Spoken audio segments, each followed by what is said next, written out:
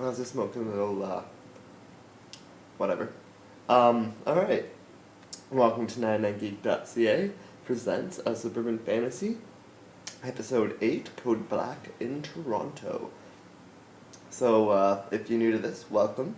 My audio podcast recently saw an uptick in viewers and downloads, so I figured why not give people what they want? Let's give them another episode. If you've never listened to an episode before, I'm a writer. My name is Andrew Gatesy, and I've got a bunch of stories online. Basically, what I do is I write novels, but I write them like they're TV shows, releasing chapters one at a time, like episodes, on my Patreon page, where people can subscribe for $1 and get everything that I've ever released. Over 1,000 pages of content. There's stories about vampires, which is what we're hearing about tonight. There's science fiction stories about people on a dying world building a colony ship to find a new one. There is a fantasy story about a thief and a fallen angel who are trying to clean up their city. And then there's a couple spin-offs off of my vampire project that are different genres and interesting. Everything's different, each property is a little bit different and brings a unique thing to the 99geek brand. And you can access it all, and every month it's a different story, and it's slowly building this ongoing narrative. Some of them exist in the same universe, and they're developing worlds and characters that will hopefully continue on, and people will fall for and enjoy, and hopefully people will continue want to follow me and maybe even subscribe. My subscribers on Patreon not doing so great. I only have one right now. So I'm thinking this month I'll be releasing the chapter for free on my blog. You can find a link to that on my website, 99geek.ca. That'll be coming out, I think, soon. Very soon, like a couple days. I'm going to be putting that out there. And on my Patreon, it'll be formatted better, more readable on the Patreon, a PDF thing you can download onto anything, your phone, a tablet, and just read it and enjoy. So there will be that to look forward to, and that's this month. It's Dakota Slade, paranormal detective, and she's a lovelorn woman who's been jaded after after a crappy love affair that ended, and she's been on an alcoholic bender, just kind of losing herself. But one day, one of her friends spontaneously combusts in her bar, and she gets involved with the detective and trying to figure out what's going on, and finds out that there's more going on in her city than she thought. And will this help her get over herself and become a valuable member of society? I guess we'll wait and see. But that'll be this month, so look forward to that. But for now, we will be reading A Suburban Fantasy, previously on A Suburban Fantasy. Rachel Lin Smith is just a shy teenage girl, hard time talking to people. If she had a theme song, it would probably be That's Not My Name by Ting Tings. I don't know if you've ever heard it, but it's a good song. And she has a bunch of geeky friends, and she's never really been much of a partier or anything like that, but one day she's invited to a birthday party by the coolest kid in school, Tanya Dayton. She's the student council president of the school that she goes to. So she goes to this party, wanting to be not so shy and alone all the time. Things go horribly wrong. She meets a much older man, who turns out to be more than just a man. A creepy serial-killing vampire who turns her into a vampire against her will, and she manages to escape from his horribleness, and escapes back to her friends, who tried to reintegrate herself in her life, because that's what they do. They're helpful people who try to think outside of the box. And they're like a challenge, like integrating a vampire back into human society. Let's do it. And they put their minds to it, and they think they've succeeded, but things went awry when she was attacked in her school by a vampire hunter, and she managed to get away, thankfully. He shot her, but she got away and healed, and revealed herself to the student council president, so now another person knows. And she retook her job at Tim Hortons, but now she's working nights because she's a vampire. Meanwhile, her geeky friends, Andrew and Bilal, have been playing in some video game contest, and they just won it or whatever, so we're going to find out why that was important and why we focused on that. I've had a lot of people tell me that the video game stuff didn't work so good, like, before, not people listening to this podcast. I haven't had a lot of feedback on the podcast, but I would love to. I would read it all out loud. Good or bad, I don't care. I'll take any criticism, suggestions. I'm all for that. You can suggest things on my blog that you think you would like to see, or see me focus on. I'm open to all kinds of feedback. But in the meantime, where were we? Yes, we were going to start Chapter 8, Code Black in Toronto. For those, if you haven't heard any of the previous ones, Code Black is, well, I don't have to explain it. It'll explain itself in the chapter. All right. That's one of the things. I try to make chapters at least somewhat self-contained. So, especially as I go on, this is the first book I ever wrote, so it's not my best book. I apologize. It gets better as it goes on. I kind of learn how to write a book while writing this book. So, and I mean, I've gone back and fixed some things up here and there, but I mean, there's only so much I can do without rewriting the whole thing, and I really don't want to do that. I just want to keep moving forward. That's the motto behind 99geek.ca, always moving forward. So, anyway, so this isn't my best work, but it leads into great things, and it gets better as it goes on, and I think we're at the point now where it's going to begin, like, you'll start to be like, oh, okay, I'm starting to see it, and the next chapter, okay, and the next chapter, okay, this could be good, and the next chapter, oh shit, this is good, and then, like, the final act, like, we're nearing the end of Act 2, and then in Act 3, it's just, like, it's pretty, there's a bombastic pace, shall we say, that I then continue to build on, going into Season 1 of 99 Geek, because this is technically Season 0. Alright, so Chapter 8, Code Black in Toronto. Rachel didn't get off work until 5 in the morning. It had gotten quiet around 3, but then busy again just as she tried to leave. Despite feeling awful, Holly had been able to talk Rachel through everything that needed to get done, and the manager was just... I should probably mute my phone, sorry. That beeping earlier was just my notifications. Alright, what was I saying? Despite feeling awful, Holly had been able to talk Rachel through everything that needed to get done, and the manager was impressed when he returned to relieve them. Can you work again tonight? He had asked Rachel. She figured she'd have nothing better to do and told him that she'd be there. Sneaking into her house at 5:30, she was surprised to hear that her parents were already up, and doing something Rachel really wished she couldn't hear. It was bad enough hearing her parents having sex when she was a kid, but as a vampire it was a million times worse. She could hear everything as if it were happening beside her. She tried to ignore it and get her head to zone it out, but her hearing always focused on things that most concerned her, and try as she might not to, she was very concerned about both her parents. She couldn't help it. Collapsing on her bed, she grabbed her headphones from her bedside table and started blaring her favorite Lights album, blaring it loud. Grabbing her laptop, she logged onto Facebook. At the end of last year, also I wrote this in 2014, when people used Facebook. Alright, grabbing her laptop, she logged into her Facebook. At the end of last year, she'd had about 23 friends. Now she had 17 new requests, including Tanya, Alice, Gordon, and her science teacher, Mr. Timothy O'Byrne. Rachel added O'Byrne first, but was disappointed to find he had no pictures of himself online, or any information as to where he came from or who he might have been before becoming a high school teacher. Rachel wondered if perhaps he had only added her to keep an eye on her. Gone were the days when she could make decisions without 5 or 6 different people analyzing every move.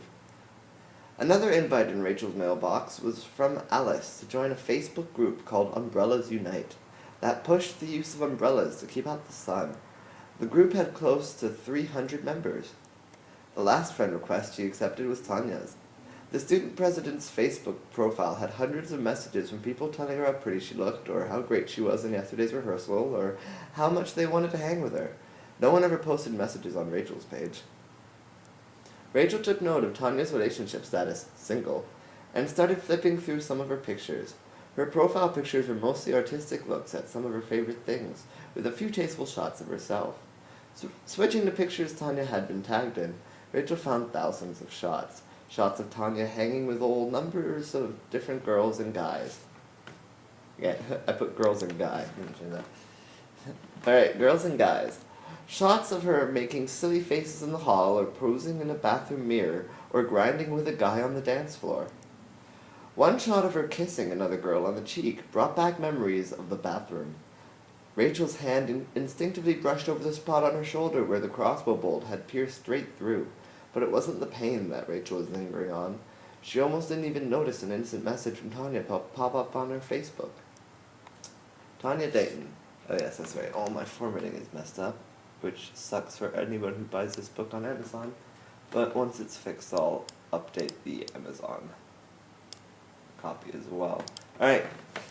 Tanya Dayton, you're up early too. I was just eating cereal. There was a moment's pause, and then Tanya Dayton, thinking about you. Ooh. What's going on there? Gold.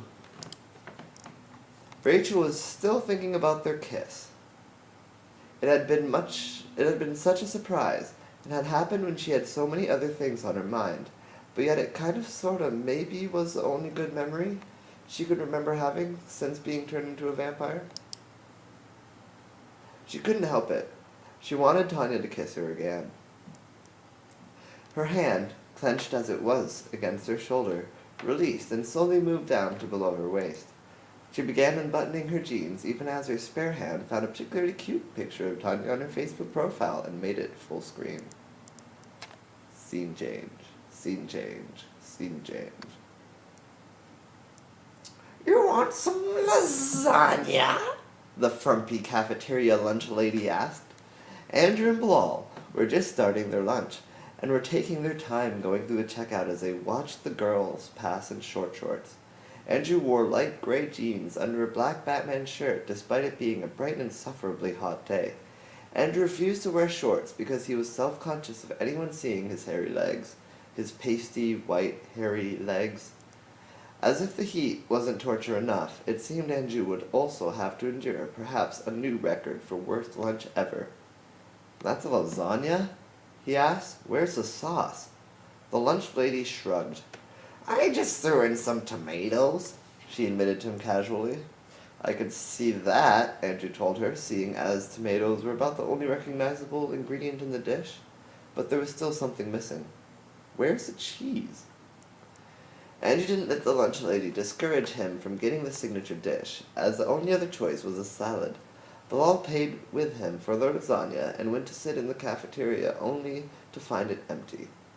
Damn, Andrew cursed, looking around sarcastically as if he couldn't find a spot. Where the hell are we going to sit? Ah, everyone's outside, Bilal told Andrew as he nodded towards the window. The cafeteria's large windows gave a better-than-real-life clear view of the front of the school, where students were doing tricks on their bikes and playing card games like Magic the Gathering or Yu-Gi-Oh! Excuse me. They watched everything going on, and finally Andrew turned to Bilal and shrugged. Don't suppose you want to be one of the losers who sit alone in the cafeteria on the sunniest day of the year, he asked. Bilal didn't say anything, but instead made for the front doors with his tray. So that's a no then? Andrew followed Bilal into the light, closing his eyes as the sun blinded him. It burns, he said, casually, not putting much effort into his own joke. It burns. I put too much effort into the joke. That's not funny, Andrew heard Rachel say from somewhere. He opened his eyes a crack to see Rachel lounging with her umbrella under a tree that overlooked the parking lot. She seemed to be watching all the other students have fun. If it isn't the Queen of Darkness, Andrew said as he joined her under the tree, making herself envious of a bunch of loser teens. I'm not envious, Rachel whispered with a sly look his way. I'm just people watching. A lot of people watch. But who watches the watchers? Andrew asked seriously, despite speaking nonsense. His mind wasn't on the conversation at hand anyway. He was thinking about his win last night, and how Bilal hadn't asked him yet. "I can't take it anymore," Andrew exclaimed to Bilal with frustration. I've been waiting all morning for you to ask." Bilal looked up from his lasagna and said, Fine. Is that a mask or your face?" Andrew rolled his eyes, Bilal's response not being what he had in mind. "I'm talking about the tournament." After he'd gotten home the night before, he hadn't been surprised to find his parents had forgotten he'd even left, or that he'd been grounded. "We won the tournament," Bilal said. The tournament is only the first step of a long viral campaign," Andrew told him, after convincing his parents he was too tired to play their online game. Andrew had checked his email before going to bed, and he'd been excited to find the next clue waiting in his inbox. "You mean we'll have to play more?" Bilal asked. "No," Andrew told him. "The rest of the contest will be played in the real world." He pulled out his iPhone and showed Bilal the email. Bilal took the phone and scrutinized the email before glancing at Andrew with confusion. "Is this a phone number?" Bilal asked.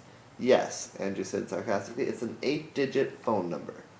It had actually taken him a good hour to figure the email out. The subject line was, "Your next clue," did little to explain the confusing email. The body was simply 8 numbers split into 2 groups of 4. Andrew was just about to explain what the numbers meant when he was stopped by the sight of Tanya pulling up in a van. She got out and waved to Rachel. "Hey, Tanya," Andrew said, hoping to get a wave from her as well. "You're looking swell this fine afternoon." She was wearing short jean shorts with combat boots and a button-up flannel shirt. Instead of waving at him, Tanya simply shot Andrew first a look, and then her middle finger.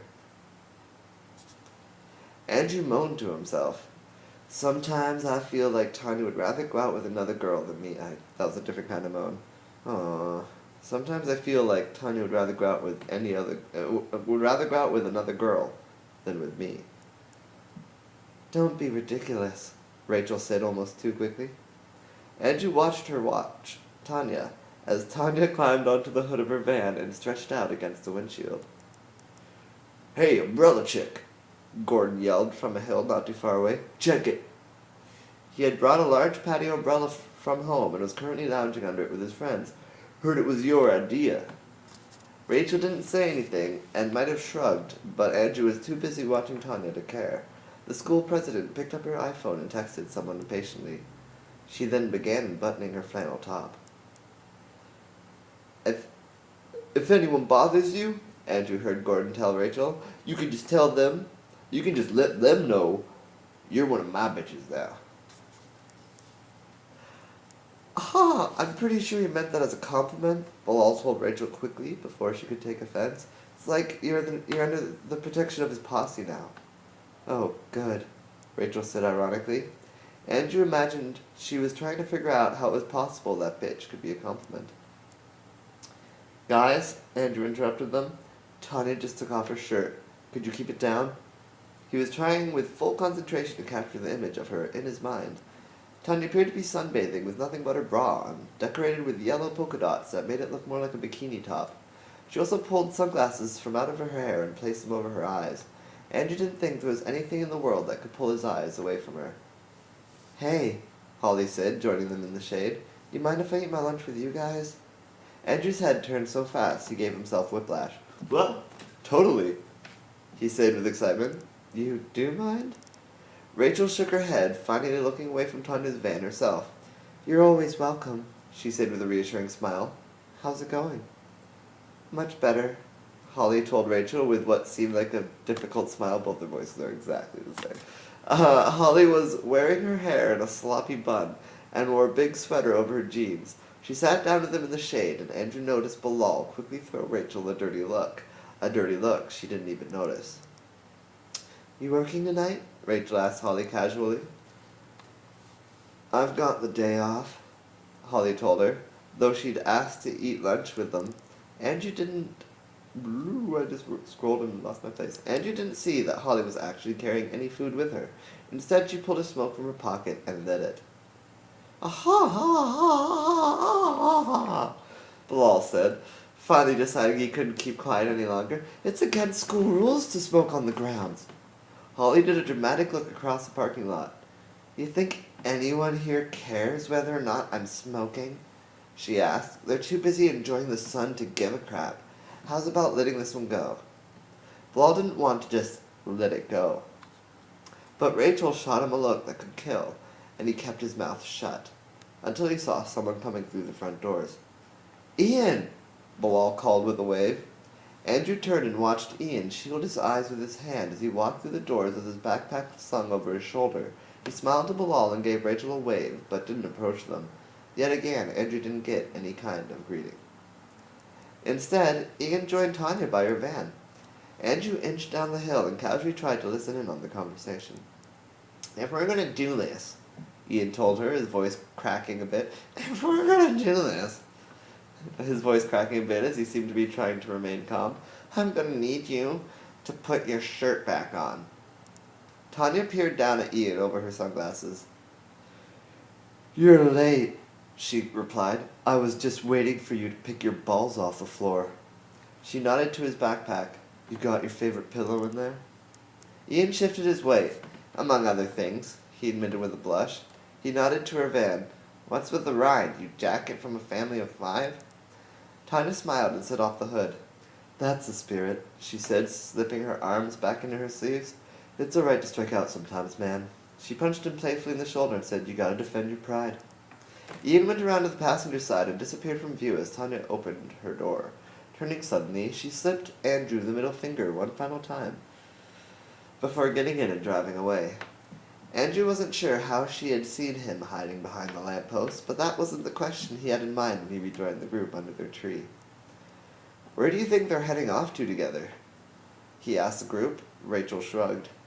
Screw them, Bilal said dismissively. What do the numbers mean, man?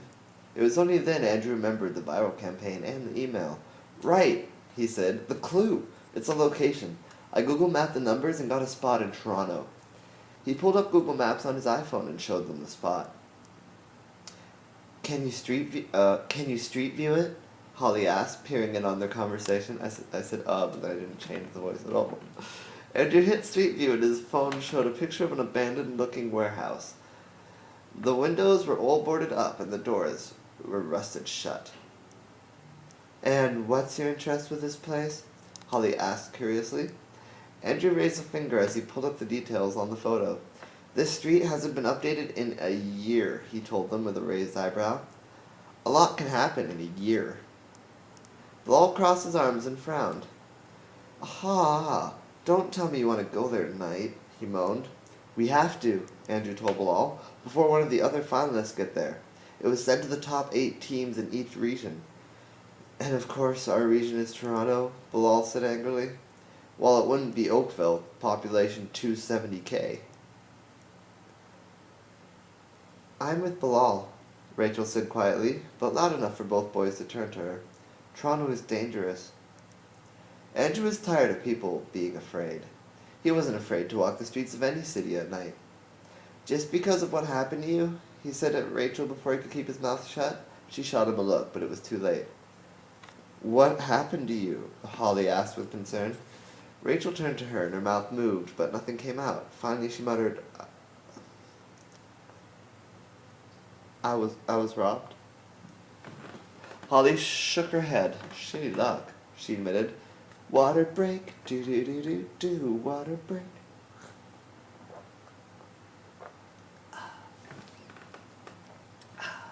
Water break, do, water break. Alright, shitty luck, she admitted. I've roamed those streets hundreds of nights and I've never been robbed. Andrew looked at her almost with a new light. We could use you, he said. Bilal shot Andrew a look. Aha, you haven't even finished convincing me yet. Andrew ignored him, but gave Holly his best puppy dog eyes.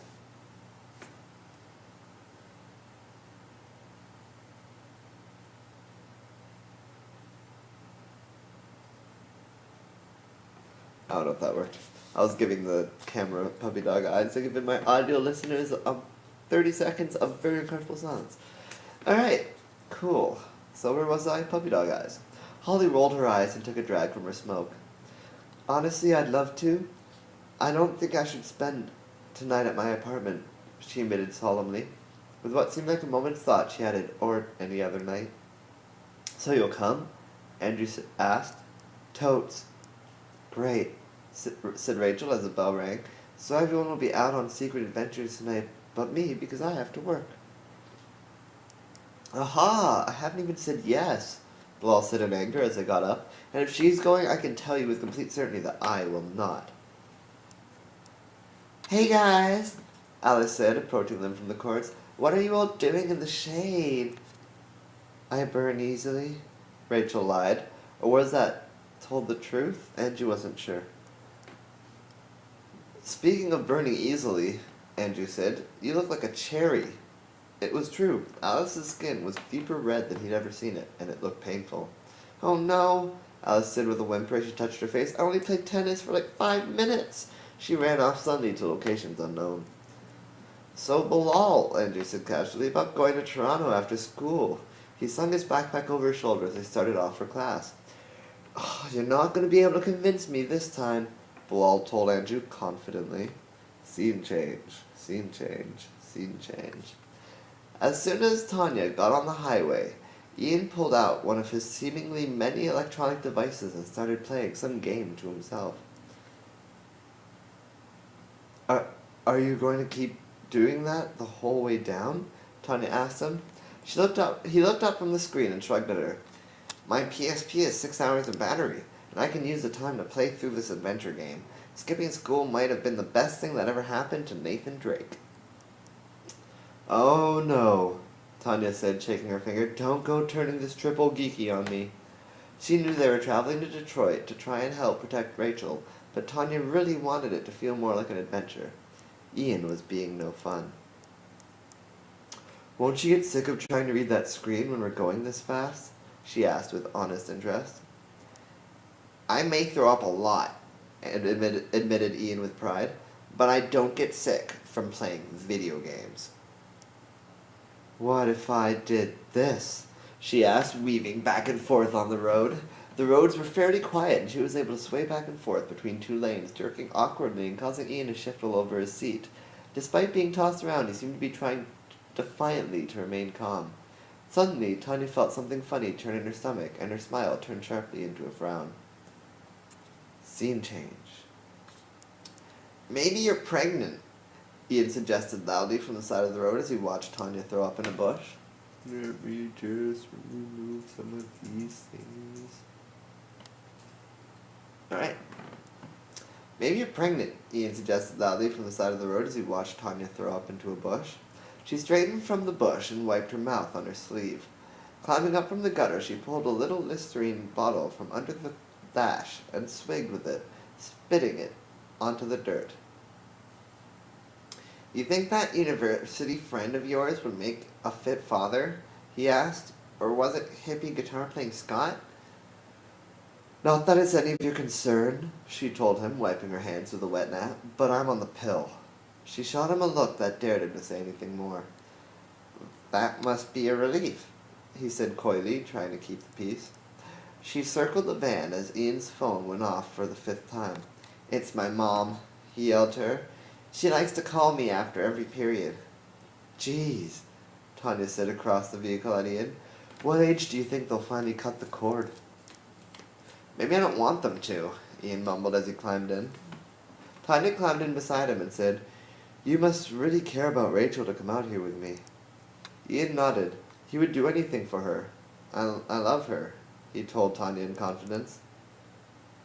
No freaking way, she said, keeping her eyes on the road as she merged back in with traffic. Scene change, scene change, scene change. Aha! I can't believe you convinced me to come with you on this stupid mission, Bilal told Andrew grumpily. Andrew had been leading them with his GPS through Toronto, but as the sun sunk lower in the sky, Bilal had begun to suspect Andrew didn't have a clue where he was going. Would you relax? Holly said, pulling another smoke from her pocket. Oh, come on, Bilal said angrily, really uncomfortable with having Holly accompany them downtown. You're smoking again? Holly shrugged as she brought the lighter to her face. Don't freak out, dude. It's just a joint. Ah, Bilal said, completely freaking out. At least cigarettes are legal. Again, this was written in 2014. Now, cigarettes are in fact legal in Canada. Joints are in fact, cigarettes are very legal in Canada and very taxed. But weed is now legal in Canada. If you're in Canada, where I am, you can smoke pot. Not saying that I do, but I do. Alright. Ha ha ha ha, Bilal said, completely freaking out. At least cigarettes are legal. Holly shrugged again. This is Toronto. Bilal poked Andrew hard in the ribs and said, Make her stop. There was no way he was going to get in trouble on her account just because she couldn't satiate her drug addiction somewhere else. Andrew needed a moment, it seemed, to figure out what to say. You know, he told her, smoking is bad for you. Yeah, she said sarcastically. Keep telling me that and maybe I'll stop. Really? Really? Let me try and be two voices at once. Really? Bilal and Andrew asked together. She shot them a glance. No, she said. It's actually really annoying. I know smoking is bad for me, that's why this is a joint. Bilal didn't really get her logic, but he didn't say anything, at least not to her.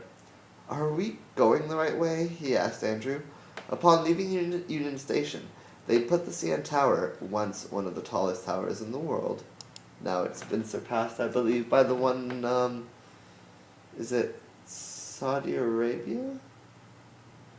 The one in Mission Impossible Ghost Protocol that he climbs. And then his glove gives way and he has to swing down at the end and what's his name? Jeremy Renner's all like, it's too short, and then Tom Cruise is like, no shit. That's a good part. And then he does the jump, and then he hits his head on the thing, and he barely makes it, and they catch him, and then Simon Pegg comes in, and he's all like, oh, you know what I just did was really hard. Anyway. Where were we? Bilal didn't really get her logic, but he didn't say anything, at least not to her. Are we going the right way? CN Tower, tallest building in the world, behind them. Only now it was ahead of them again, and getting closer, fast. Andrew smiled sheepishly. We were actually going the wrong way about 5 minutes ago, he admitted to them. I tried to slowly put us on the right track before either of you noticed. I noticed, Holly told him. I just didn't care. I couldn't smoke pot in the center of town, after all. Yes, Bilal muttered to himself, that would be outrageous. Holly drew deep from her joint. Hey, she said slowing slightly. I'm so good with this. She said slowing slightly. I'm really good at these alliterations here. Is that even the right? I don't know. Anyway, it's not like I'm an English major or something. There is a word for that though. Not alliteration, but I don't know. I lost it.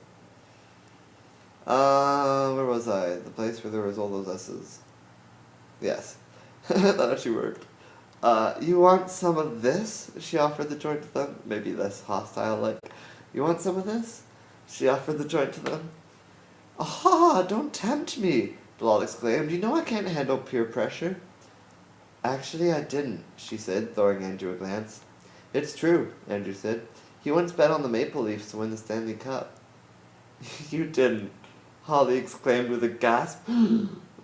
All because of peer pressure, Andrew said proudly. Bilal noticed Andrew didn't bother to mention he had been the one to blame. Holly took another long drag off her joint. Well, don't smoke it just for my sake, she said at last. Just means more for me. Andrew was too busy scrutinizing his phone. We should pick up the pace. Oh man, Bilal said, already breathing heavy from their brisk walk. Couldn't we just take a break? Winning the tournament didn't give us exclusive access, Andrew explained to them. It just gives us a few hours head start. Bilal couldn't believe Andrew hadn't told them that sooner. He wouldn't have tried so hard to win the tournament. So, Holly said carefully, how opposed would you be to stopping somewhere to eat? Bilal had heard that pot made you hungry, but he didn't think it could work that fast. fairy? Andrew suggested after a moment. Scene change, scene change, scene change. Ian had never been to Detroit. He was pretty sure he covered that when he'd said Toronto was the furthest from home he'd ever been. But it was a big enough point that he figured it deserved some reinforcement. They took the highway down, stopping for gas in some armpit city of Windsor before crossing the Ambassador Bridge towards their destination. It wasn't until just about 5 that they finally arrived at the street Tanya had found online. The address was in one of the more quieter areas of Detroit, and the houses around looked quite unlike what Ian was expecting. No boarded-up windows or uncut grass. It looked like any normal suburb. You know, I'd almost not mind living here, he admitted to Tanya.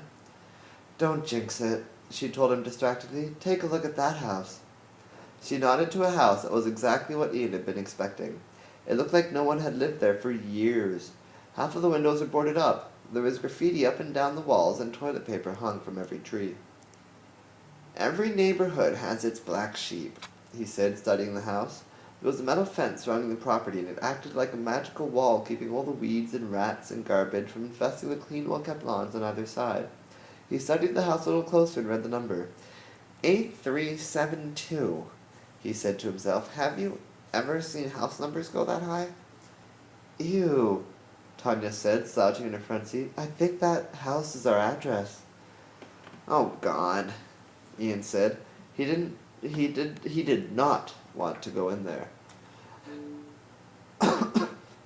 No, Xbox, I didn't say watch Teletoon. Thank God that's not something Xbox is capable of doing. Alright, where was I? He did not want to go in there. I don't think they're going to have air conditioning, he complained, trying to make up some excuse for staying in the car. We need to set some rules, Tanya said to Ian as she parked on the side of the road. And rule number 1 is not to embarrass me not to embarrass me like you did at the border. They'd had a bad experience at the border, when Ian might have said a few wrong things to the customs man. In my defense, Ian told her, I thought customs people only hated terrorists. Customs people hate everyone, Tanya told him. Is that rule number 2? No, Tanya said, ignoring him and watching the house. I guess we should just get this over with. She opened her doors and stepped out. So that's it? Ian asked, following after her. Why would you introduce the entire concept of rules if you're only going to have the one? Why would you put a combination lock on your front gate when it's only 2 feet high? Tanya asked back, stepping over the metal fence and gate. Maybe to keep out midgets? He suggested with a goofy grin. Tanya turned. Ian, she said, do you know what a rhetorical question is? Ian opened his mouth to reply, but stopped suddenly. Am I supposed to answer that? They walked up the uneven brick path, Tanya taking the lead as Ian hid casually behind her. Ian slapped her back to get her attention and pointed to a doll attached to the handlebars of a tricycle. That doll has no face, he told her. Pull yourself together, man, she said to him as she stepped slowly up the porch steps. It's creepy, Ian complained. Who plays with a doll that has no face? The same people that prefer their meat aged, she said, motioning to the rotten, moldy meat on the barbecue. Steaks and sausages and pork loin all sat on the grill, discolored and swarming with flies. It looked like no one had tried to clean up the mess in years. Far too many years. Ian told Tanya from behind her back, if anyone lives here, they can't be human. Have you ever heard the phrase, don't judge a book by its cover? Tanya asked him. Ian had. Have you ever heard the phrase, throw out your skanky meat and draw faces on your dolls before having guests over? Ian asked as he kicked a deflated basketball down the steps. Yeah, Tanya muttered sarcastically to herself as she knocked heavily on the door. My grandma used to tell me that all the time before tucking me in at night. There was a long moment of silence as Ian listened carefully for the sound of footsteps. Guess there's no one here, Ian said at last. Tanya rolled her eyes and stabbed her finger into the doorbell. There was a click from behind the door. What do you want? A deep woman's voice? Shouldn't that be a woman's deep voice? The deep voice of a woman asked from inside. Yeah, let me quickly change that. A deep woman's voice. Yes, she's very deep.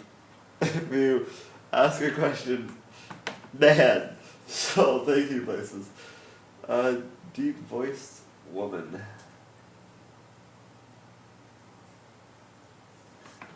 What do you want? A deep voiced woman asked from inside. Answers, Tanya. Answers! Tanya yelled through the doorway. They're both deep voiced.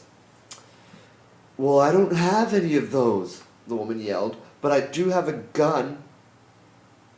Your yard didn't scare us away, Tanya told the woman. I know it's all a bluff, just like I know you don't really have a gun. Speak for yourself, Ian muttered. There was another, this time much different, click. It was a lock, and the door swung open to reveal a large woman with an orange sleeveless shirt and torn, discolored jeans. She had 2, no 3, chins, and food all down her front.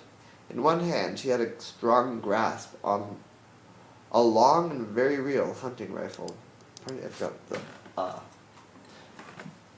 on a long and very real hunting rifle, and in the other an even stronger grasp on a bottle of whiskey. How'd you know? The woman asked Tanya. She wasn't quite sure. You know what? How'd you know? No, that's a higher pitch. I need a good voice for this. How'd you know? No, that's even worse. You know what? I'm going higher pitch. Sorry. How'd you... let's go back some lines and redo some of this. Let's do some of her lines. What do you want? I don't have any of those, but I do have a gun. Yeah, that's the voice we're going with. Alright. How'd you know?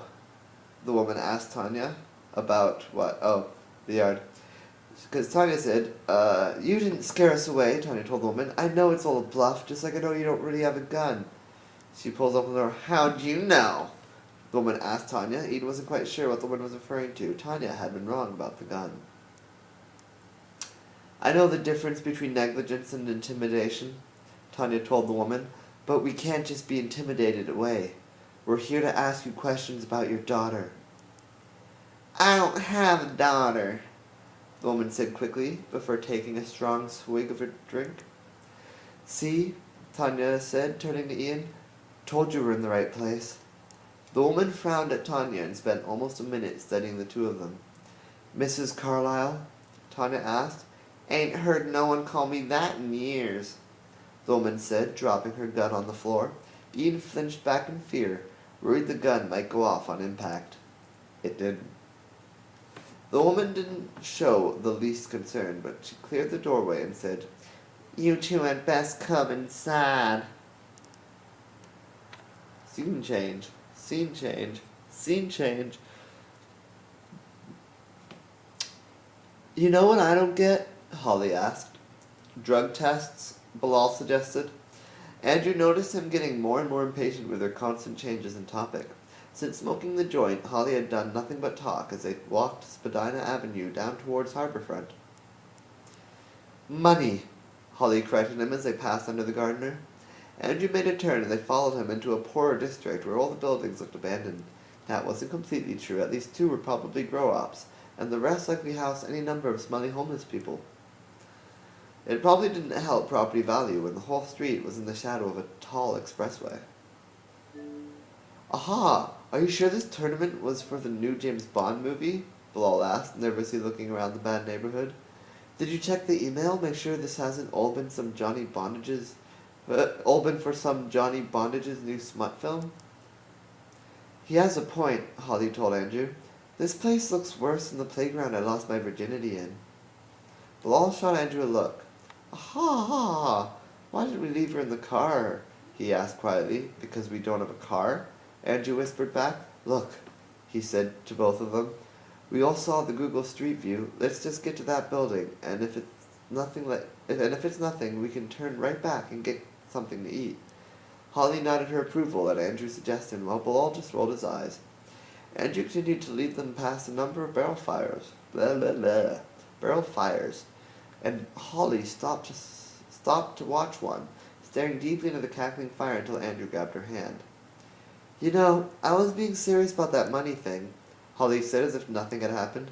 I mean, we hoard these green pieces of paper as if they hold some sort of value to us, but it's just paper. Aha, it holds imaginary value, Bilal tried to explain to her. So it's like Monopoly money? Holly asked. Look, imagine a society without money. A world where people could do things for all the right reasons and aren't lazy bums who need to be motivated by greed to get off their fat asses. In Star Trek First Contact, Andrew said, Picard explains to a woman in the past that in his time there is no currency, no hunger, that everyone has plenty to eat and they don't get paid. People don't work for money. They work towards the betterment of mankind. Okay, Bilal said, stopping in his tracks. First of all, that all sounds like a fantasy. No one is going to pick up our garbage or work in fast food or any of that for free. Alright, so you have to work, Holly accepted. The government implements like a credit system, where you get a certain number every week and everyone gets enough to live comfortably and only people that work get those credits. And only people that work get those credits. Aha, sounds like you're replacing one currency with just another currency, Bilal told her. And besides, if everyone who works gets the same amount of credits, why would anyone spend their lives training to be a doctor when they could get the same benefits as a librarian or a writer? How exactly would the arts work anyway? How would they get their credits? Could anyone write a couple shitty poems and be counted as working, or is poetry not valued as bettering mankind? And who gets to decide what is valued and what doesn't? The government? Holly crossed her arms. Maybe you can spend the credits on more than just food. Give it for entertainment so those people can eat too. So it's money, Bilal told her. Just money in some messed up dystopian future where we're all controlled like robots and the government meddles in our daily affairs of our lives. You're a buzzkill, Holly told Bilal. You know that? Would you two stop arguing? Andrew told them. That's the building. He pointed to where he'd spotted it, only a couple blocks down from where they'd stopped. And it's different from the picture, he told them, jabbing his tongue at Bilal. Notice the door? It had definitely been replaced, and recently. It was thicker and metal. Like how it doesn't have a handle? Asked Holly. Andrew hadn't noticed, but she was right. It didn't have a handle, or seemingly any way to get in. Andrew sprung up the sidewalk to the warehouse and peered through a small round window into the building. It was a hallway with doors on either side and a stairway leading up. Something about it looked mightily familiar. Then he remembered. This is the place, he said as he stepped down from the door. Bilal and Holly peered in after him. Is this what I think it is? Bilal asked. Holly only tilted her head to the side in confusion. I don't understand, she told them. It's a life-size recreation of the facility map from GoldenEye for the N64, Andrew explained. That's a video game, right? Holly asked. Yeah, Andrew said with a nod. Am I high? Yes, Bilal said quickly. They spent $1 million turning an old warehouse in Toronto into a level from some lame video game they forgot to put a handle on the... let me start that over. They spent $1 million turning an old warehouse in Toronto into a level from some lame video game, and they forgot to put a handle on the door? Holly stated slowly, trying to wrap her stone brain around each word. Well, you don't enter the level there anyway, Andrew told her, as if he remembered right, the spawn was on the second floor in the bathroom. He circled the building as the other two followed him with interest. He didn't have to go far before stopping in front of a metal fire escape. You spawn an event just like that, he said, pointing to a large conveniently open vent on the second floor. I still don't get it, said Holly, again tilting her head to the side. Andrew had to admit he thought it kind of cute when she was confused. He was going to say something to that effect when there was a noise from around the front of the building. It was a group of guys, sounded like punks, tattering back and forth. Andrew couldn't make out much, but there was one guy talking louder than the others. Tell me at least one of you bitches remember to steal that blowtorch. Scene change. Scene change. Scene change. Ian was surprised to find the inside of the house fairly uncluttered. In fact, it was very barely furnished at all. There was a couch and TV in the living room and a fridge in the kitchen, but that was about it. Where's all your furniture? Tanya asked Mrs. Carlyle in a voice that almost sounded polite. I sold some of the stuff I didn't need when I couldn't get work, Mrs. Carlyle explained shamelessly as she grabbed a KFC bucket of chicken from her fridge and sat down on her couch. I still kept everything that mattered. Where's your husband? Ian asked. Tanya shot him an angry look, though he couldn't imagine why. It was a relevant question, wasn't it? He left me, Mrs. Carlyle told Ian. Took the kids, too. Tanya sat down beside the woman and put her hand on Mrs. Carlyle's knee. That's horrible. I don't blame him, Mrs. Carlyle told them. I really let myself go after Lily died, she said, taking another swig of whiskey. Ian wanted to say he hadn't noticed, but he couldn't make the words leave his throat. He just wasn't that good of a bullshitter. The police said she died on August 15th, 1985, Tanya told the mother, fishing for more information. She seemed to be trying too hard to be friendly. From where Ian was standing, the whole thing seemed forced, but yet Mrs. Carlyle appeared to be buying the whole act. Ian was starting to think the older woman hadn't talked to anyone for a very long time. That's what the police said, Mrs. Carlyle told Ian, but I know they ain't tell me the truth. A glimmer seemed to light up in the woman's eyes. I've got proof she was still alive by the 20th. What kind of proof? Ian asked, suddenly very interested in what the woman had to say. Why aren't you so interested in my daughter anyway? The woman asked. We're from Spike TV, Ian told the woman, quickly trying to come up with a story that he would buy. We're doing a program on the country's most high-profile missing girls cases of the past century. Well, he tried. He saw Tanya shoot him what he could only hope was an impressed look, as Mrs. Carlyle clapped her hands together. You mean I'm going to be on TV? She asked him excitedly. I watch your channel all the time. I'd sooner miss my morning prayer than any new episode of 1,000 Ways to Die. Again, 2014. So, Tanya said, leaning in close to the bigger woman, you can understand why we want to gather as much information as we can about what happened between when the police labeled her dead and when you think she died. I have tapes with her voice on them, the woman told Tanya. Tapes? Ian asked from the corner of the room. Answering machine tapes, Mrs. Carlyle explained. She called me more than once, after going missing. Got herself caught up with someone she wasn't at all good for her. Cops never did find the man responsible. She took another swig from her bottle. Did you show the cops these tapes? Tanya asked. Mrs. Carlyle laughed and said loudly, After they go and lie about her death? Not a chance. Fool me once, screw you. So, everything you know is on these tapes, Ian asked. If they could just get the tapes from her, they could get the hell out of that grotesque house. Tim knew more, the woman said, muting her TV. He went looking for answers after her death. Who's Tim? Tanya asked Mrs. Carlyle. Do you have a way to get in contact with him? She put a hand over the woman's and added, We'd be really grateful. The woman shook her head. Smartened up after a few years, she told them. Left town. Not before leaving a mark on my door won't come off.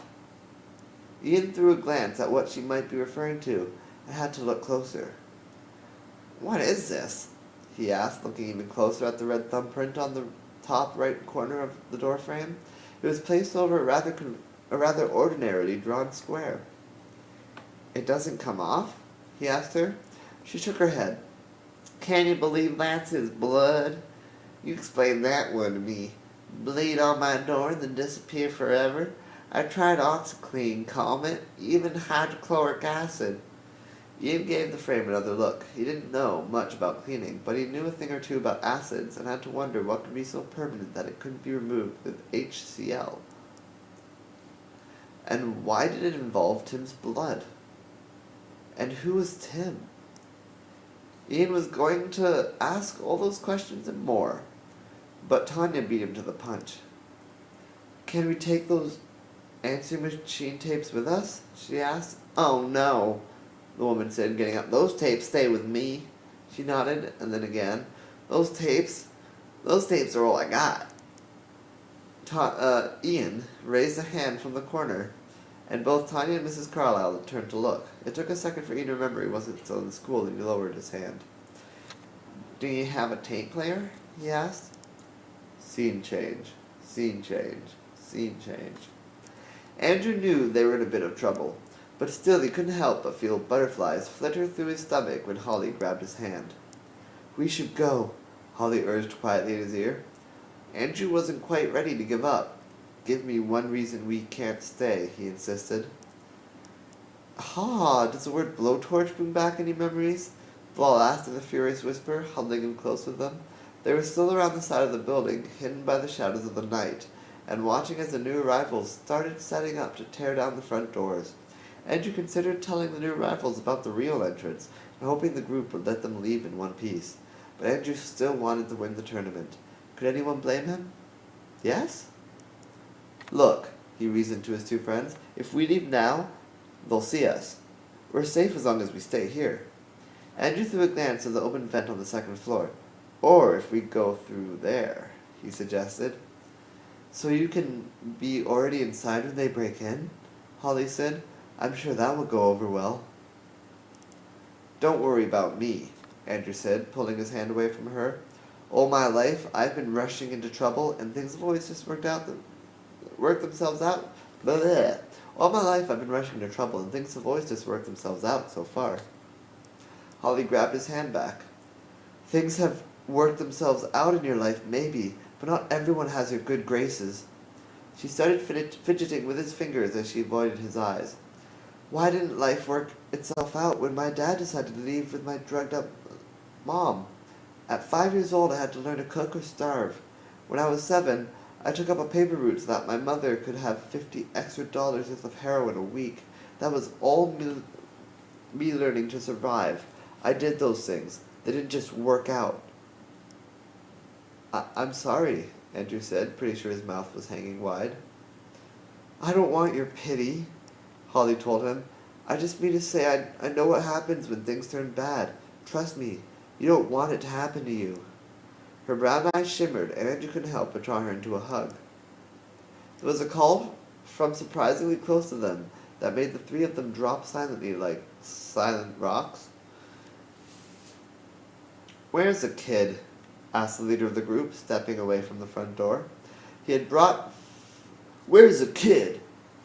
Asked the leader of the group, stepping away from the front door. He'd brought 4 people with him, one working with the blowtorch, while the other 2 were watching over a smaller boy no older than 7 or 8. The boy stepped forward, keeping his eyes close to the ground.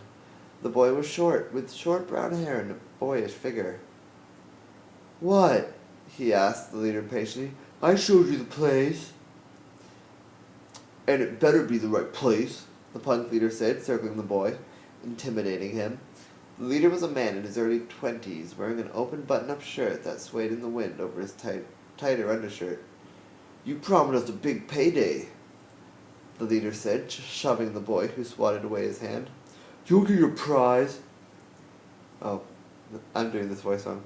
You'll get your prize, the boy said in a high-pitched feminine voice. Mom and Dad would have been more patient. The punk backhanded the boy across the face, sending him careening to the ground.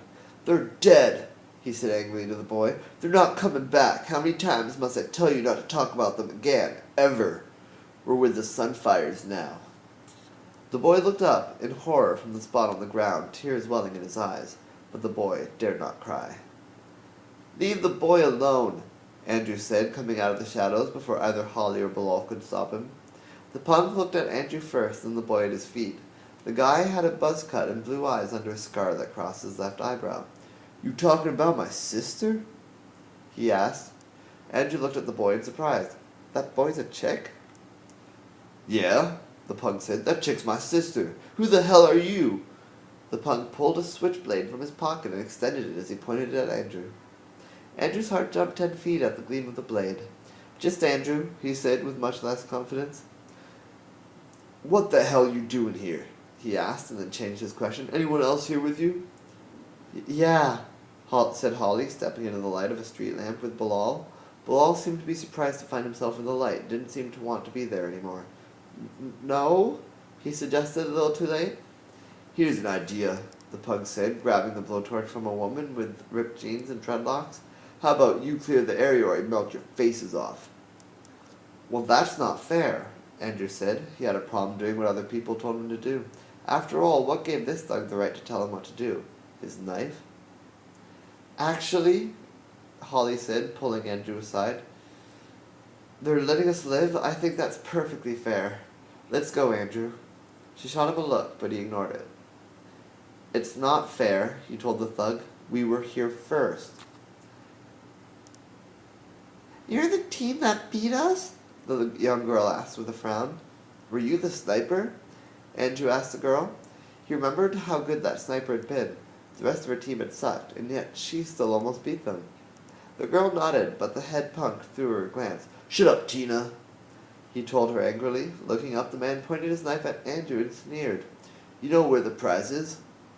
No, Andrew admitted, but I bet I could find it before your man there can blowtorch through. Do I look like a man, Four Eyes? Asked the woman by the door. No, Andrew said quickly, raising his arms as she got up. He seemed to be having a really hard time distinguishing genders all of a sudden. So you need your glasses checked. It was just a figure of speech. I'll show you a figure of speech, the woman said, raising her fist. That doesn't even make sense, Andrew said, quickly ignoring her before she could retort. But I think I've got a deal, he told the lead punk. He was sure he'd found a way for all of them to make it out of this mess. We'll go acquire the prize, repossess it to you, and you'll let us go. Andrew remembered Tina and added, oh, and stop mistreating your sister. Holly kicked Andrew hard in the shin. You got big words, the punk said, quickly closing the distance between them. How's about I refuse your deal and table my own shit-stained proposal? He grabbed Holly's arm and pulled her towards him. Holly tried to pull away, but the punk pressed his knife against her cheek. Just try to move, Kristen Stewart, he said, referencing the actress from Twilight, who Andrew had to admit did share certain physical attributes with Holly. But he couldn't be distracted even by that realization. Seeing the man's knife slide teasingly close to Holly's neck, Andrew suddenly felt like he had to do something, but there was nothing to do. He wanted to jump to her rescue, but had never felt so powerless before. I keep your whore, the man told Andrew, and you walk with your bitch. And you, along with your bitch, can go get what I want, or Danielle will taste blood. Andrew pointed to the woman at the door. Is she Danielle? He asked curiously. She just smiled. Don't matter who she is, the punk growled. Danielle's the only woman I could ever trust. He set the blade down Holly's arm, making her shiver. You named your knife? Andrew asked, slowly putting the pieces together. And starting right about now, I'll be applying just about one extra unit of pressure to her neck, he told Andrew, suddenly turning the woman by the door. What do you call that unit? A Newton, the woman said with a thrust of her chin. Damn right, he said almost in a whisper. That lady has been spending way too much time with the librarian. Andrew wasn't sure who the librarian was, but he didn't bother asking. I'll apply 1 Newton of force to her neck for every minute you ain't back, the punk leader continued. How's that deal sound to you? Not particularly good, Bilal said. He wasn't talking to you, bitch, one of the other two punks said.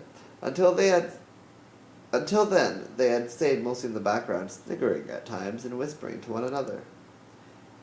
It's like deal or no deal, the punk leader said, his eyes never wavering from their position locked on Andrew. Oh, in my version, it's deal or death, and your lady friend is both the prize and collateral. Andrew knew he had to agree. He lost all bargaining power the moment the punk had pulled his knife. I'll do it, he said, trying to avoid the punk's gaze and catching Holly's. The punk had her by the hair now, and was still tracing his knife across her skin. Just promise me you won't hurt her? Andrew added quickly. Let me call my manager, the punk said, turning in a complete circle and continuing with a smile. Deal. And take your bitch friend. He wouldn't survive 10 minutes with us. Andrew turned and pushed Bilal around the side of the building. But the punk continued to talk as they stepped into the dark. Just in case this blossom made enough of a reason for you to come back, The leader said, slipping his knife to her leg and tracing it slowly up her thigh. I think you should know who you decided to mess with. My name is Anthony Cobell of the Sunfire Gang. Remember that, scrawny dream? Anthony Cobell owns your ass now. Scene change, scene change, scene change. Rachel got to work early that evening, so that the manager could show her through everything she needed to know in preparation for doing the night alone. So this is the secret recipe? She asked, reading over the instructions she'd given her for the donut bake. The manager stopped. Don't even think about sampling the merchandise, he said, eyeing her suspiciously. We have cameras everywhere. Rachel smiled.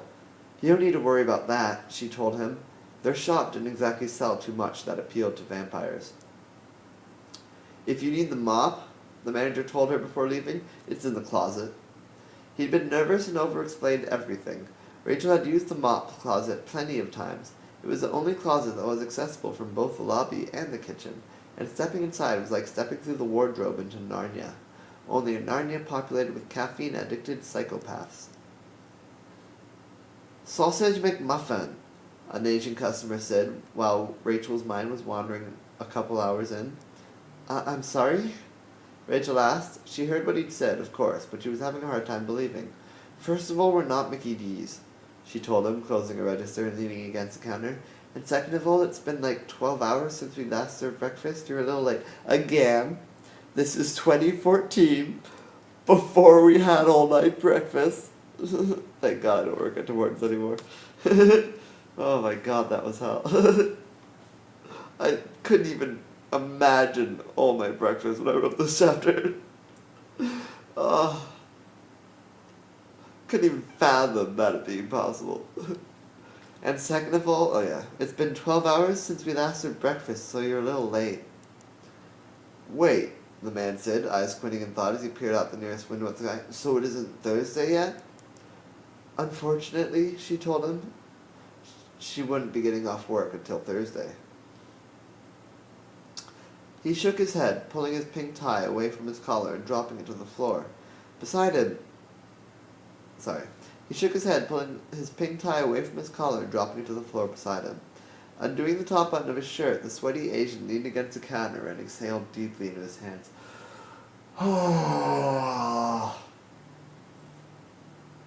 You okay? Rachel asked. She wasn't sure if she should be nosing in, or if she should be afraid. The man laughed a little to himself and looked at Rachel with a smile. I was going to snap today, he told her. What?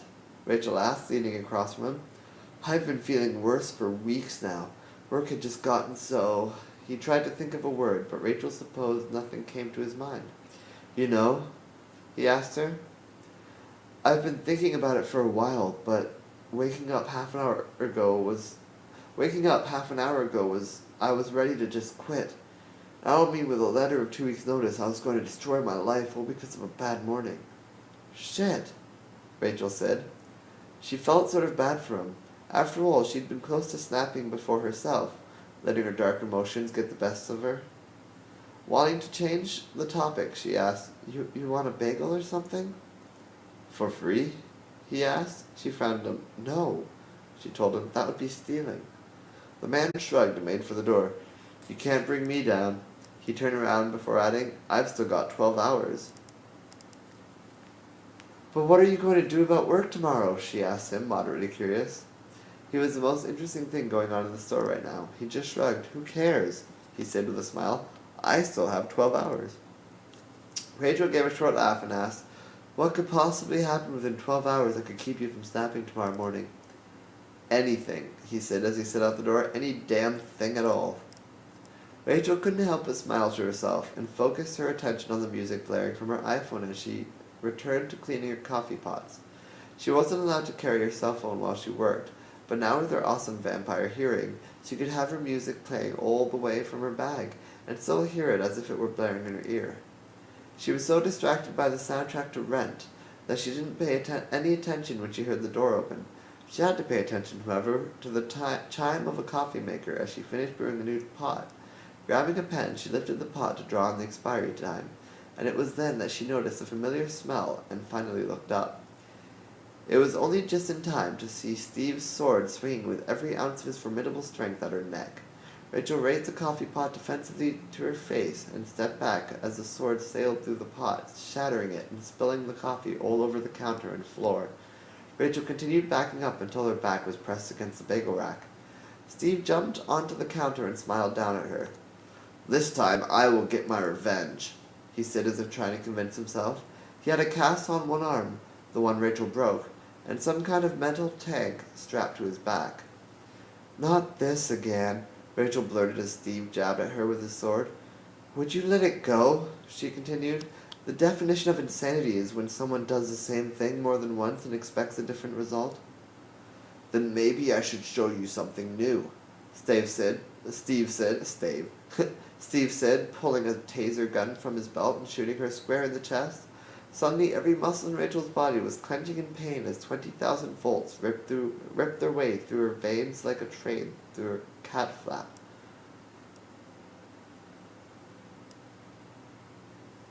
Her vision blackened and she dropped like a brick. Her sight returned slowly over a number of panic-stricken seconds, and Rachel was able to turn just in time to see Steve thrusting down with his good hand clenched to his sword. Rachel scrambled away from him and tried to imagine herself on the other side of the room, but before she could slip away, Steve managed to pull the taser trigger with his bad hand, and another 20,000 metaphorical elephants trampled across her nervous system. Her vision dimmed again, and this time she vomited blood all over the tile beneath her. It took her breath as well, and for the first time since she became a vampire, she gasped desperately for any air at all. "Guess vampires really don't like this electricity thing," Steve grunted. There was a time when Rachel would consider vomiting blood to be a really bad thing, but right now she supposed that was par for the course. Lifting her head, Rachel tried with all her might to focus her eyes on Steve. He'd jammed his sword into the tile floor, and it appeared to have gotten stuck. He was tugging with all his might, trying to pull it free, but it wouldn't budge. "I'm sorry about your girlfriend," she said between gasps for breath. She knew she'd already tried apologizing before, but her limbs were still too stubborn to move, and she felt she had to do something. "We're after the same person, you know," she said, her voice hoarse. "Eckhart turned me and killed your girlfriend. I want him dead just as much as you do." "Then you'll be happy to know," he said, "that once I'm done experimenting on you and learning everything I need to know about taking down a vampire, I'm going to take what I learned and use it to track him down and make him endure the slowest, most horrific death possible for your kind." He stopped. "Consider yourself lucky." Rachel wasn't too happy about being a guinea pig. "What's the worst possible death for a vampire?" Rachel asked out of both honest curiosity and a desperate attempt to keep him talking. "I haven't decided yet," he admitted to her, "but I've read about slugs you can buy that when ingested can burrow their way through a victim's organs, ripping them apart from the inside out." Rachel whimpered to herself, trying not to cry at her own helplessness. She could wiggle her fingers if she really concentrated, but she needed more time. "He's stronger than me," she reasoned to Steve. "You're going to need my help to take him down." "Team up with a vampire?" Steve asked, stopping from his attempts to get his sword free as he thought for a second. "No dice," he told her with a point of his finger. "I'm sorry about your hand," she told him desperately, bringing his attention to the cast at his side. "Funny you should bring up my hand," he told her, turning so his cast faced towards her. She realized for the first time he had a tube going out the rear of his cast up into the tank on his back. "I've made some upgrades."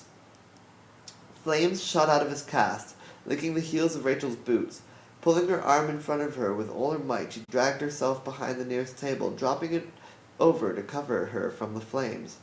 The flamethrower swept across the lobby, catching a number of things aflame. Rachel knew her cover was only temporary, but she was too frightened to move. Steve had gone mad. A number of tables around her burst into flames, and she peered over the edge of her cover as Steve turned his flamethrower towards his sword, softening the metal with his flame and pulling it easily free. She tried to slip to the nearest closet door, but she still couldn't get her vampire power to work. She pulled herself up and stumbled for it, dodging around a table and ducking under Steve's flamethrower as it shot out after her. She closed the door behind her, leaning against the closet wall in an attempt to calm her nerves, Taking a deep breath, he was about to take another when a metal sword cleaved its way through the door, flashing before her eyes as it was pulled free. "Do you watch horror movies?" Steve asked loudly through the door. Rachel didn't respond to his question, but he continued as if she had. "The victims in those movies aren't always just so stupid." "Oh, sorry. The victims in those movies are always just so stupid," he said dramatically. "He's chasing her around a house and she runs upstairs, trapping herself. Or she hides in a closet. The point is, you should never go anywhere without an exit plan or two." Steve thought he had her trapped.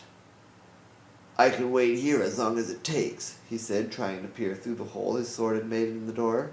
"But how long do you think it'll take for your closet to be engulfed in flames?" Rachel almost had to laugh, because Rachel almost had to laugh because Steve had made a most grievous error, and he was about to pay heavily for it. Rachel opened the other door to the closet, the one that led to the back of the store. Grabbing the phone from the wall, she dialed the only number she could think of. 911, said a friendly woman over the phone. "What is your emergency?" "Hi," Rachel said quickly. "I'd like to report an assault and larceny in progress." Scene change, scene change, scene change. "I've got a question," Tanya told Ian from her place lying across the bed in Mrs. Carlyle's guest bedroom. They were both huddled around a quiet tape player, listening carefully to boring message after message. There might have been something important in any one of these 100 tapes, but all they'd heard so far was a few birthday wishes, a panic over a flat tire, and a lot of telemarketers. "What?" Ian asked, pulling his attention away from the tape player to look down on her. He'd been sitting on the edge of the bed there, listening to every message with complete interest. If he was bored, he didn't show it, which was more than Tanya could say for herself. Why doesn't this family ever pick up their phone?" she asked, rolling onto her back and sprawling across the covers in sheer boredom. She made a sort of squeak as she stretched every muscle and arched her back to a resounding crack. "Hey, Ma," a teenage girl's voice said awkwardly through the tape recorder. Both Tanya and Ian stopped and turned to watch the wheels turn as the girl continued. "It's really me. I couldn't tell you where I've been, or who I'm with. I can't come back either, but I'm sure you'll take that as a relief." There was a pause, and Tanya thought she might have heard Lily hold back a sob, but if there was any raging emotion in her voice, it was gone a moment later. "I'm actually calling about Tim," Lily continued. I know you never liked him, but I need you to pass on a message. I need him to stop looking for me. Trust me when I say I don't want to be found." There was a moment's hesitation, and Tanya wondered if Lily really believed her own words. "Don't call me back on this number," she said at last. "It's a payphone." With that, there was a click, and Lily's voice was replaced by an older woman selling lower than prime mortgages. Tanya ignored the sales pitch and shot Ian a look. "Who's Tim?" they both asked together. Scene change, scene change, scene change. The warehouse was a gamer's dream come true. Andrew hadn't played GoldenEye in almost 7 years, but every detail of the facility map that he could remember had meticulously recreated within the warehouse. There were certain structural limitations, of course, including the misplaced front door and a large rusted bay window. They'd found certain rigs in place that suggested the warehouse had been used for filming. Andrew figured a scene from the movie had been filmed there, and they just decided to use it afterwards for the tournament instead of taking it down right away. "Aha, this thing is filthy," Ball remarked of the window, trying to peer through. Andrew knew that Holly was only just on the other side, but the window was so grimy he couldn't make out any more than a number of nondescript blobs. "Come on," Andrew told Bilal. "The end of the level is just through here." He approached an automatic sliding door, but when he stood in front of it, it didn't move. "What the hell?" he said in surprise. The door didn't look jammed, that he could tell. "Touchpad," Bilal said, pointing to a screen built into the wall beside the door. Andrew was surprised he hadn't noticed it before. It had been glowing rather brightly in the otherwise darkly lit room. Andrew leaned forward, peering over his glasses to read the text on the screen. "Which of the following basketball players was not seen in the 1996 movie Space Jam?" He straightened and frowned. "I never thought I'd ever regret not watching that movie more than once." Aha! Bilal said, feigning indignation.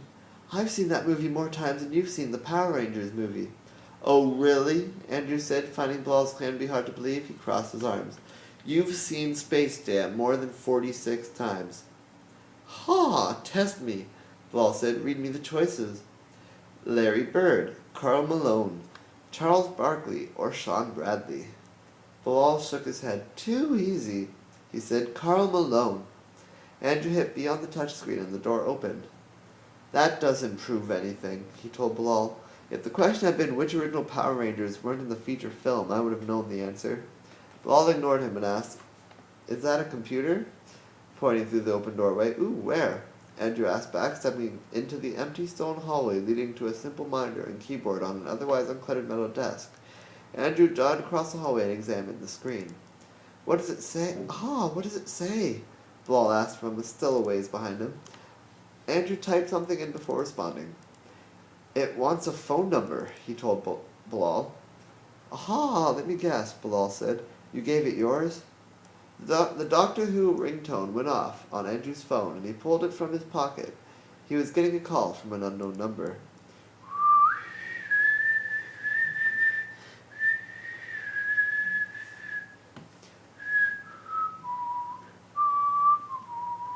That would have been easier if my lips weren't so dry. I'm usually a good whisperer. That was really difficult.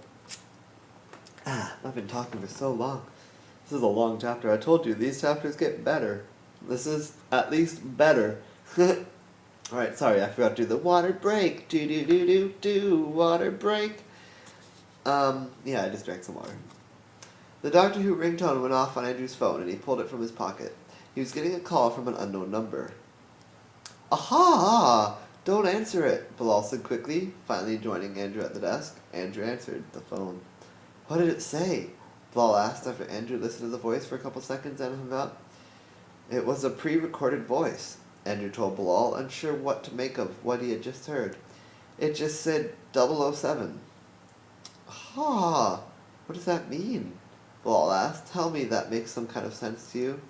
It's his number, Andrew admitted, or maybe the title of the new movie, I don't really know. I don't give a crap about any of that, Bilal said. He stopped as his eyes seemed to widen. You're saying that's it? He asked. All this was for nothing? All this was for the title of the movie, Andrew told him. He knew what Bilal was going to say next, and he wasn't sure if he had an answer. I don't think that's what those guys out there are looking for, dude. Bilal pointed back the way they came. When we tell them there's no money, Bilal reasoned at Andrew, they're probably going to kill us. I'm going to die and it's your fault. Andrew frowned despite himself. I don't think now is particularly the time to place blame, he told Bilal. He felt guilty enough as it was. If Holly got hurt because of him, he didn't know how he'd feel, but he could imagine it would be bad.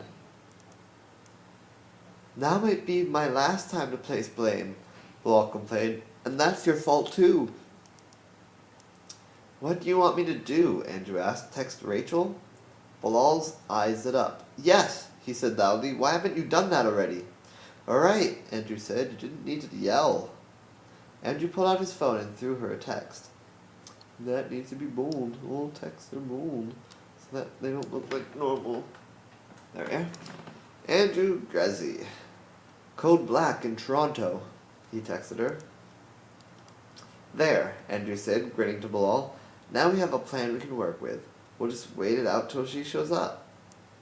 How long do you think it will take for her to get here? Bilal asked with understandable concern. I don't know, Andrew told him. Could be any time. They both looked awkwardly around the room for something to talk about, but neither of them seemed capable of thinking of anything. Did she text you back yet? Bilal asked. Andrew checked his messages. Nope, he said, pocketing his phone and drumming his fingers against the metal desk.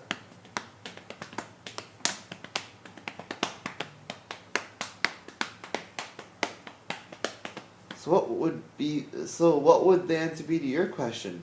Bilal asked. The Power Rangers one? Andrew asked. Bilal nodded and he continued. 3, actually. Red, yellow, and black. The show stopped making sense to me when the Yellow Ranger turned into a black girl, and the Black Ranger became some Asian guy. Bilal admitted to Andrew. I mean, I get they didn't want to be racist anymore, but then it was just confusing. Scene change. Scene change. Scene change. They're probably pissing their pants in there, the head punk Anthony said. His knife dropped to his side and he began pacing, leaving Holly to catch her breath. You're not going to keep that knife on me?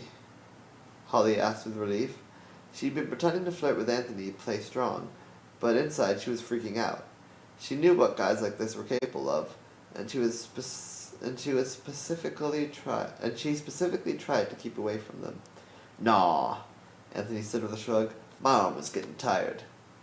Just don't try to run. Anthony didn't need to worry about her trying to run. Instead, she pulled a joint from her pocket and lit it with her lighter. She'd come to Toronto with Andrew because she thought she would be safe. She was getting really tired with all the shit piling up in her life. On the bright side, the joint made all the shit a little easier to deal with.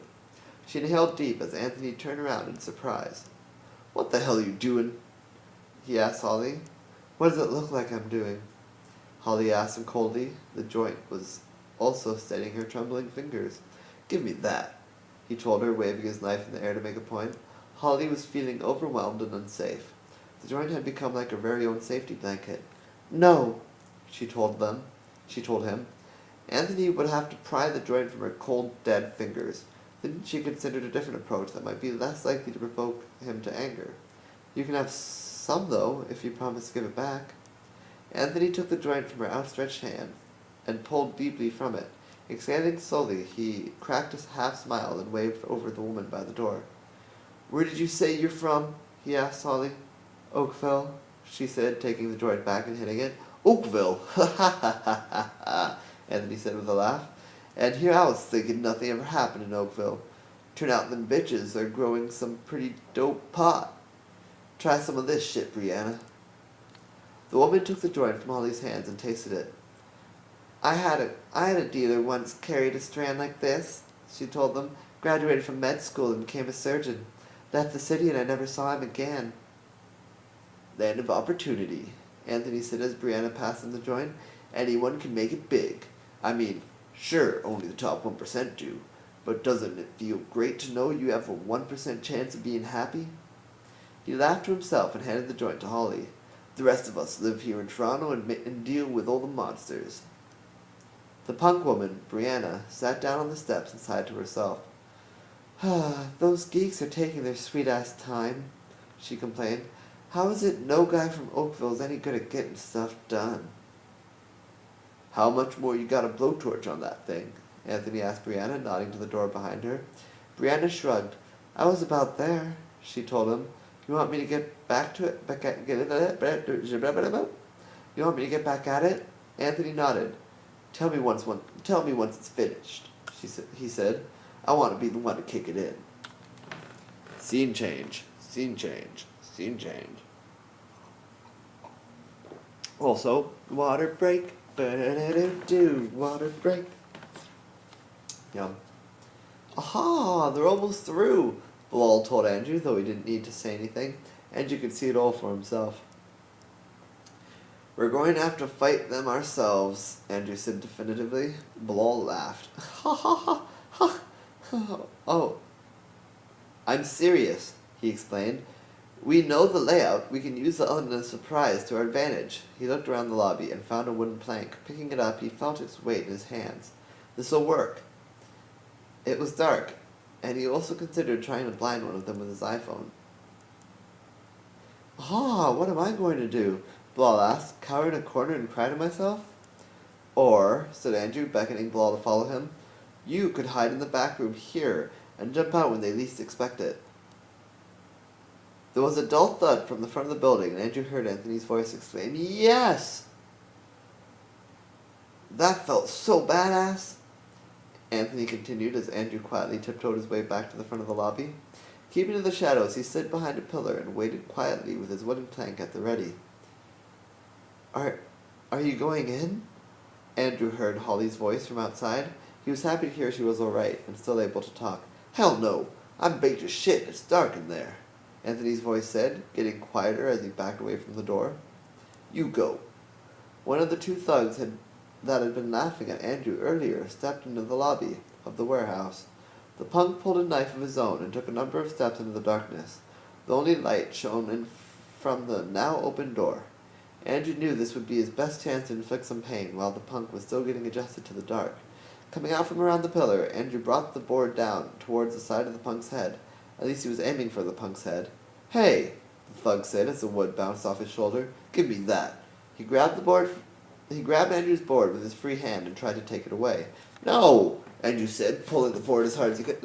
Let go. This is my weapon. Boo! Came a yell from across the lobby where Andrew could just make out Bilal's figure jumping out from behind his door. While ineffectual at surprising the thug, the move had the unfortunate effect of distracting Andrew long enough for the thug to stab him in his forearm. Andrew screamed and let go of the board. "Ow!" The punk threw the board away and laughed as Andrew dropped to his knees, trying to hold his arm without actually touching the gross bleeding part. His eyes were watering from the pain, and for a moment he wondered if the pain would ever end.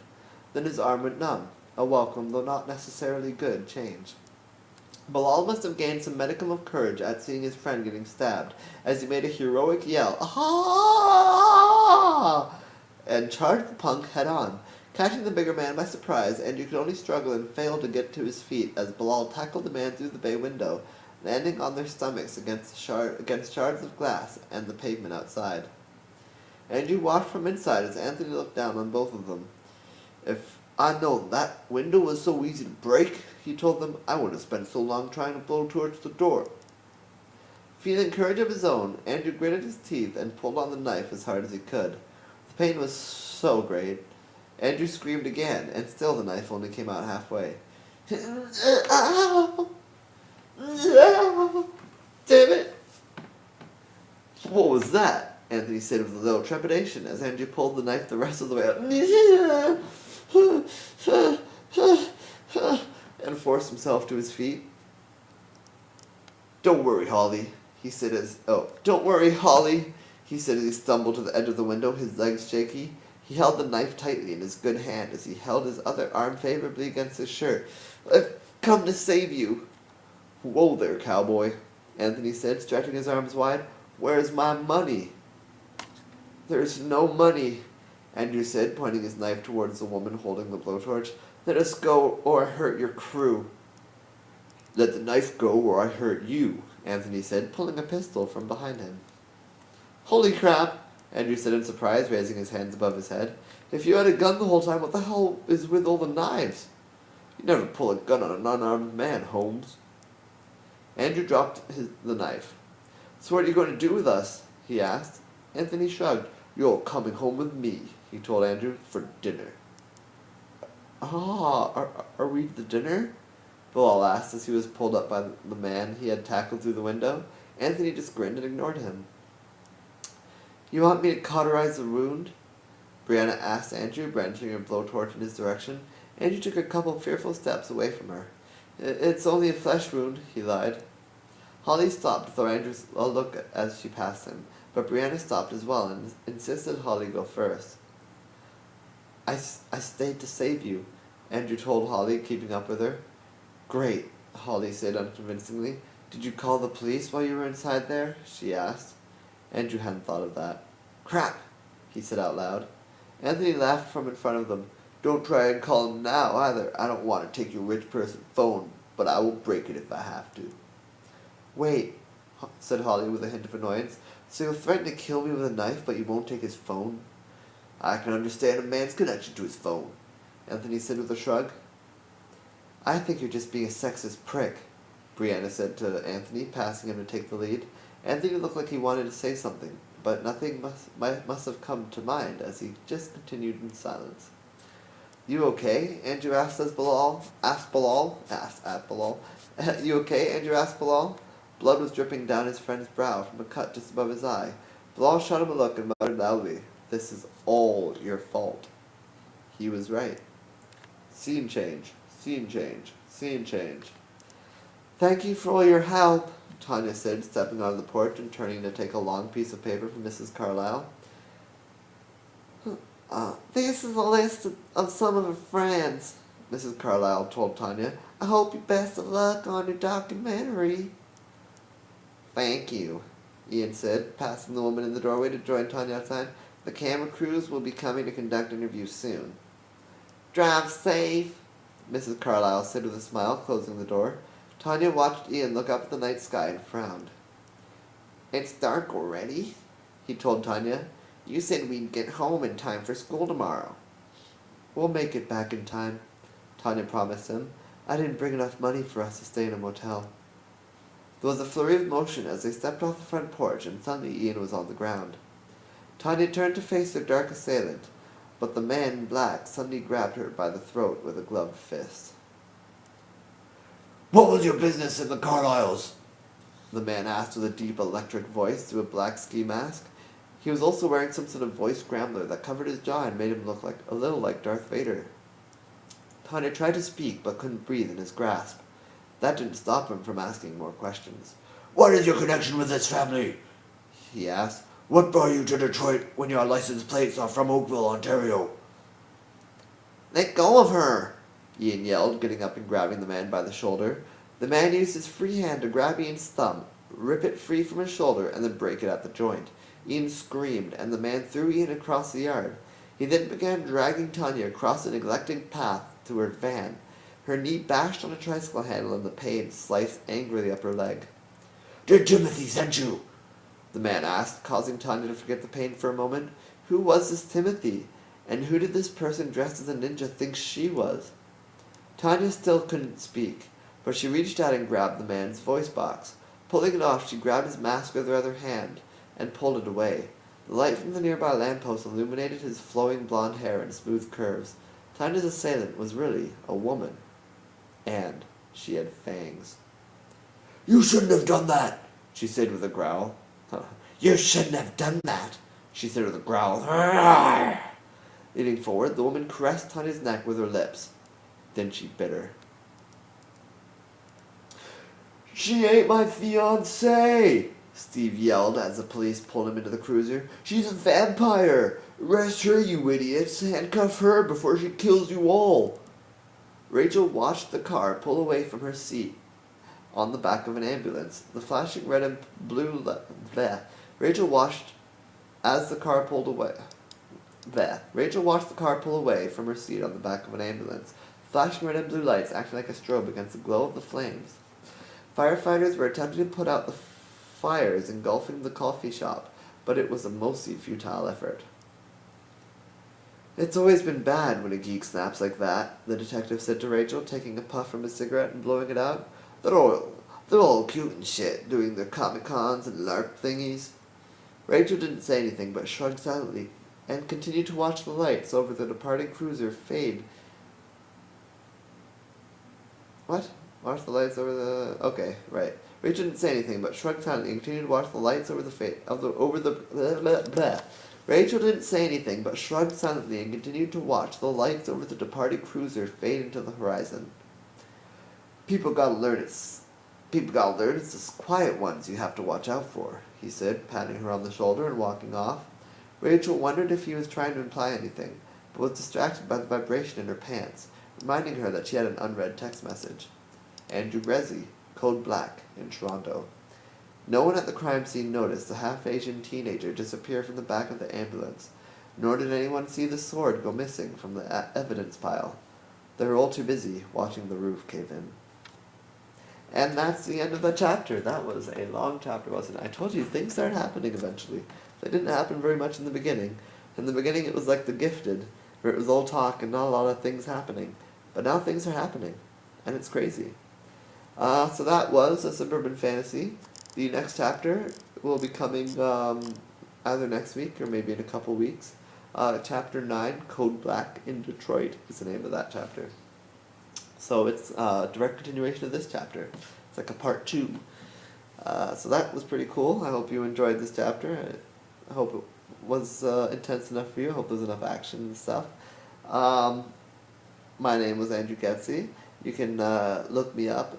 ANDREW, G as in George, E as in elephant, C as in car, Z as in zebra, and Y as in why not.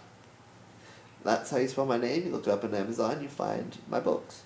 But if you don't want to do that, you can just go to 99geek.ca. There's a link to my books there, but there's also a link to my Patreon. We can subscribe for just $1, and then you'll get a chapter just like that one. At least as awesome as that, if not more awesome, but never less awesome. As that, on my Patreon, every month, new chapter. It's only $1. Plus, you get access to all the entire library. So, I mean, you could pay $1, get the library, stop paying after that. Like, it renews, but I mean, you can cancel it after the first month.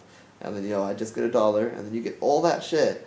Which is like, or you could go to Amazon and pay like $10 and get, $12, get the same thing. But why do that? You can just pay $1 and get it all, and be a subscriber. And who knows, maybe forget to unsubscribe if you like it, and stick around for a while and answer some of the polls and comment and tell me what you think. I would love to know what you think. Put a review on iTunes or YouTube or whatever, let me know what you think of this shit. I would love to get people's opinions. I want all the criticism. I want all the everything. I just want to hear anything you want to say. I'm open to it. I'm open to communicate. I want to read the stuff here. I want to talk to you guys. I want you guys to talk back, most importantly. And I want you guys to be a part of the 99geek community. And to do that, all you gotta do is subscribe. It's just $1. Just $1. But that said, I am considering this month I'm going to put Dakota Slade up on my blog for free. The whole chapter. Not just, I've been doing 2 scenes every month from the chapter and putting it on my blog. But I think I'm going to try the full chapter because I've only got 1 subscriber right now. And I need more subscribers. And I need more of an audience. I need people reading my stuff. I feel like I don't really have an audience. And so I'm going to put myself on the blog. I mean, it's eventually going to end up here anyway. It's still many, many, many chapters away. Like a good 20, 30, no, more than 20, yeah. At least 30, yeah, a good 30 chapters away from where we are right now. So, until then, peace out, live long and prosper. I'll be doing other things, playing games and streaming on Twitch and all that kind of stuff, so you can check all that stuff out. I have tons of content on YouTube. It's all linked on my website, 99geek.ca. That's all you gotta remember. Until next time, live long and prosper. Stop Twitch, yes.